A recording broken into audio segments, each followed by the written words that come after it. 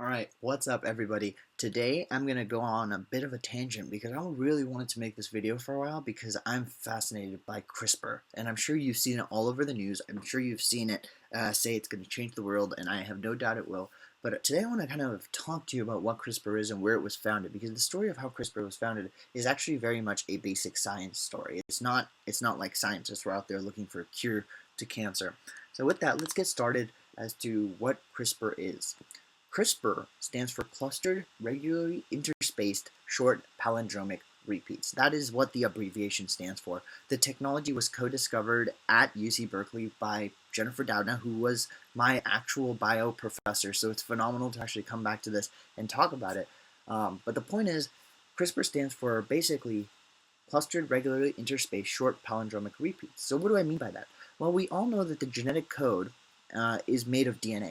And in the DNA, you can have palindromes, okay? Those palindromes are basically things that are read the same front and back, right? So like GC, GC, G. If you read that forward and backward, it's the exact same thing, right? Um, so now if I take you to a bacterial genome, what I mean to say is that you'll find these short palindromic repeats. I've highlighted this repeat in red. So if you look at these red boxes, those are the repeats I'm talking about. Those repeats are clustered and they're regularly interspaced. So you'll see that there's a repeat here, and then after a little bit there's a repeat, and after a little bit there's a repeat, but I've only shown two. And in between those repeats, in between those short palindromic repeats, there's this thing called a spacer. Okay, so basically the palindromic repeats are separated by stretches of variable sequences called spacers. So the palindromic repeats, okay, let's make sure we have this right, that I've shown in red are in the bacterial DNA. They're present in bacterial DNA. There's one, and then there's another one. Both of those are palindromic repeats. And in between those palindromic repeats, which are pretty identical, are spacers. And those spacers are just random sequences, and scientists didn't really know what was going on. At the time when they found this, they just knew that the repeats were pretty similar, and they thought it was odd that these repeats were happening in regular intervals, and in the middle there were these spacers which they had no idea what they were. So I guess the next natural question to ask is, what exactly are these spacers? Well, down the line, analysis revealed that those spacers were actually sequences that basically were related to bacteriophages. So what are bacteriophages? Well, if you're a bacterium, a bacteriophage is your worst nightmare, okay? Because what do bacteria have to keep them in check? Bacteria don't have that much, except these things called bacteriophages. Bacteriophages infect bacterium and basically kill it, okay? And so these spacers that I've highlighted in blue basically resembled sequences from bacteriophages that infect bacterium. And just to really drive the point home, bacteriophages, are very much like, remember how we have a lot of diseases that kind of keep our population in check, like HIV and cancer and all these diseases that kind of make sure that we don't overpopulate? Similarly, bacteria have bacteriophages, which really make sure they keep the bacteria in check. So the point is, these spacer sequences resemble the DNA of bacteriophages, which makes no sense. If you're a bacterium, why would you want the DNA of bacteriophages? The other thing they found, if you look at this image here, this image in the lower left, is that the more spacers that a bacterium had that were analogous to a particular phage, the less likely it was to be susceptible to that phage. So let me put it this way. If you look at this strain, the strain that's at the bottom, so I'm going to try to highlight here with this red thing. So this second to last strain, you'll see that it has a lot of spacers in it, because you'll see the S10, it has an S11, S12, all these spacers in it. And you'll see that if you look at its sensitivity, it's actually not sensitive to phage infection at all. And basically what that means is all of these extra spacers prevent the phage from being infected. Prevent the bacterium from being infected by a phage. Right? There's a correlation here. The more spacers a bacterium had that were linked to a particular bacteriophage, the less likely it was to be infected by that bacteriophage or to be sensitive to that bacteriophage. All right? So that should kind of give you a hint. That should kind of get some things stirring, because that should give you an idea that maybe these spacers were related to giving the bacterium kind of a hint that, oh, this is a virus, and the virus is going to infect you, so you should be able to fight it off. So maybe the spacers were involved in something like that, but they didn't really know anything for sure. And I'll tell you now, what they found. So scientists were wondering for ages, what exactly are these spacers doing? Like, what could these spacers possibly be doing? And let me show you now the theory that was eventually deduced as to how these spacers are working. So if you look at this image, you'll see that I've highlighted again the clustered irregularly interspersed palindromic repeats in red. Remember, that's what started this whole thing. The CRISPR was referring to these palindromic repeats. But remember, in between those palindromic repeats, which I will now highlight in blue, were these spacers. And these spacers corresponded to particular sequences to phage DNA. Phage is also another word for virus. So what is exactly going on here? Well, if you actually look at this whole sequence, you'll see that initially all of these palindromic repeats, along with the spacers, are all transcribed on one initial precursor mRNA, polycistronic message, which just means that you transcribe this whole thing with RNA polymerase into one mRNA message. And when you transcribe it, they slowly get broken down into their individual strands. So now you'll notice that eventually, each of these this initial big polycistronic message gets broken down into basically this one message that has one spacer in it, and then it gets broken down into another message that has another spacer in it, right? And then another message that has another spacer in it. So each spacer now has its own unique RNA. So you get transcribed on one polycistronic message first, and then it gets further broken down into each individual mRNA that has its own spacer, only one spacer per mRNA. These are actually known as CRISPR RNAs, okay? Each of these three that I just highlighted at the bottom, and probably the two beneath them, are all CRISPR RNAs. Those are about 57 nucleotides long, and each of them has a sequence that corresponds to a particular phage DNA. Okay, what do I mean by that? I'm referring to the particular, in this case, the purple phage DNA. This one's the yellow one. This one is, I think, well, this one's like a light purple. But the point is, each of those CRISPR RNAs resembles a phage DNA. And once you have these CRISPR RNAs, right? Once you have these CRISPR RNAs, these RNAs can associate with an enzyme, right? And that enzyme can now bind to anything that's complementary to the initial CRISPR RNA, right? So in this case, look at this CRISPR RNA. This CRISPR RNA associates with this enzyme, and it can bind to anything that's complementary to it, right? So if you're a virus, and your DNA enters a bacterial cell, and it has the CRISPR RNA for your DNA, right? What it can do is that it can actually bind. Look at this binding. I'm going to show you how it binds. It can use its CRISPR RNA to bind to your genome, and an enzyme can come by and cut your genome in half. That's what's going to happen, and I think it's phenomenal that it does, because that's insane. This is basically an adaptive immune system for bacteria, because each of these spacers is kind of like a detection.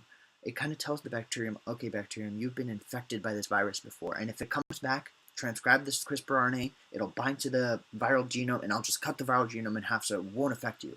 And that's exactly what's going on, all right? That's what this whole thing is. It's an adaptive immune system for bacteria. So now, let me talk a bit more about what exactly is going to be happening at this effector complex when this CRISPR RNA is going to try to bind to something that's complementary to it. Here is an in-depth look at what exactly is happening in that effector complex. So as I mentioned, remember that we have our CRISPR RNA here. I've highlighted it in red, right? The CRISPR RNA is that like 50 nucleotide sequence, and notice how it's going to base pair to, in this case, the viral genome, right? The viral genome is shown right here with the arrow, and the viral genome is the thing that's going to base pair to the CRISPR RNA. So let's say you're a bacteriophage and you get infected by a virus. It's not the end of the world, because now you have these CRISPR RNAs. This CRISPR RNA is specific for this virus's genome, and so what happens is the viral genome will enter the cell, this CRISPR RNA will bind to it, and then you'll get this big effector complex. You see this big blue effector or big greenish effector complex in the backs? That's called Cas9, okay? Cas9 is the effector complex, and what it does is that once the CRISPR RNA binds to the viral genome, it will cut the viral genome, okay? And the crazy part is, once you cut a genome, you know that the genome is going to be hard to repair, because if you cut the genome, the probability of bringing it back together, it's very error prone. It can induce mutations, and when that happens, you can pretty much knock out the entire gene, and the whole genome would pretty much go to waste.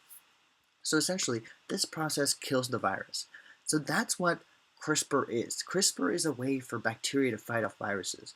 But that's not the end of the story, because scientists are smart, okay? And so scientists basically wanted to apply this now to an entirely new concept. This is absolutely brilliant, and this is why scientists are so phenomenal. So remember, the original thing is shown to your lower left of the screen.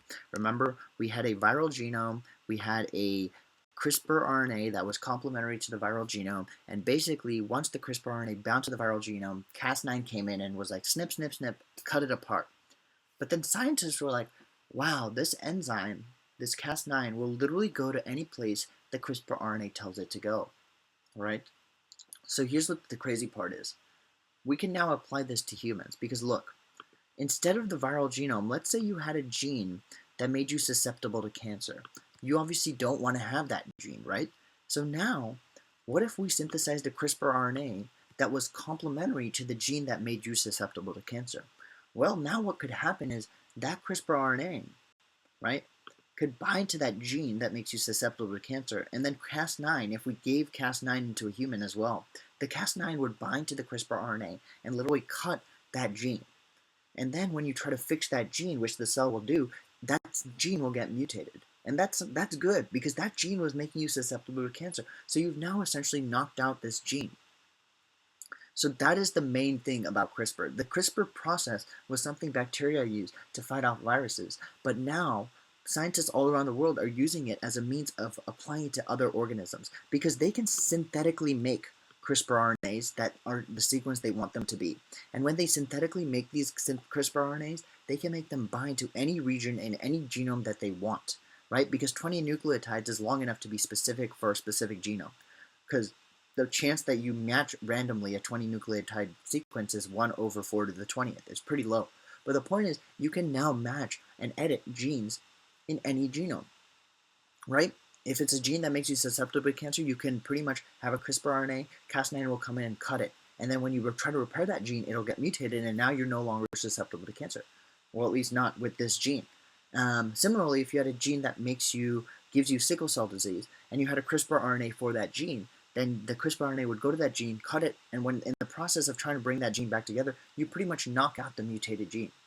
So that is the beauty of CRISPR. What you're essentially doing in CRISPR is that you're taking a system. Well, what we're doing in CRISPR now, the CRISPR hype, what it's all about is that we're taking the system which was initially designed in prokaryotes and applying it to pretty much any organism, including humans, including bacteria, including eukaryotes. We're doing that everywhere. Okay, and now we can literally manipulate the genome of anything because we can create a synthetic CRISPR RNA for any sequence of any organism's genome and cut that gene at the precise location. And why is cutting a genome so important? Because as I mentioned, when you cut a genome and you try to put it back together, you'll get random deletions and insertions. And as you know, deletions and insertions are frame shift mutations. They will knock the gene out, right? And this is really important because, as I mentioned, let's say you have a gene that makes you susceptible to cystic fibrosis, which is a genetic disease. If you can knock that gene out, that really works in your favor. So now, remember, we can obviously always make a CRISPR RNA that binds to the cystic fibrosis gene. And when it goes there, it'll cut the cystic fibrosis gene and knock it out. And when it knocks it out, it'll cut it. And when you try to bring it back together, you get deletions and insertions. But let's say you want to knock in a gene. And what I mean by that is, let's say you don't have a gene that, puts potassium channels in all your cells. Well, you need potassium channels in all your cells. So let's say what if we wanted to insert the gene for entering in potassium channels? Well, what you can do in that case is shown on the right-hand side of the screen, is you can still cause a double-stranded break at the place you want it, and then supply a template, and supply the exact gene you want to insert, and basically when you cut it, and you have a template right nearby, the cell will be like, okay, well maybe this is something I cut out, and it'll basically integrate that back into the genome. So CRISPR gives us a way not only to knock out genes, but on the right-hand side of the screen, you'll see that it gives us a way to knock in genes. You can add in genes that you want, and basically that's why it's so amazing. You can take out genes you don't want and add in genes you want in pretty much anywhere in the genome, and that's why it's so freaking crazy. With that, I will go ahead and end the video here. I hope you guys enjoyed the video, got some insight into CRISPR, and if you liked the video, hit the thumbs up, subscribe, and I look forward to seeing you in the next video. Thanks for watching. Hey, thanks for watching the video. Really appreciate it. You want to check out any of my other videos, there's going to be one right here. Another link to one of my videos right here. And another video right here. Why not? I'll put one video right over here. And last but not least, if you want to subscribe to this channel, really appreciate it because I'm still an early YouTuber trying to get it down. But a subscription button should be right over here. So please subscribe. Cool. Thanks. See you guys in the next one. Hope you find these videos helpful.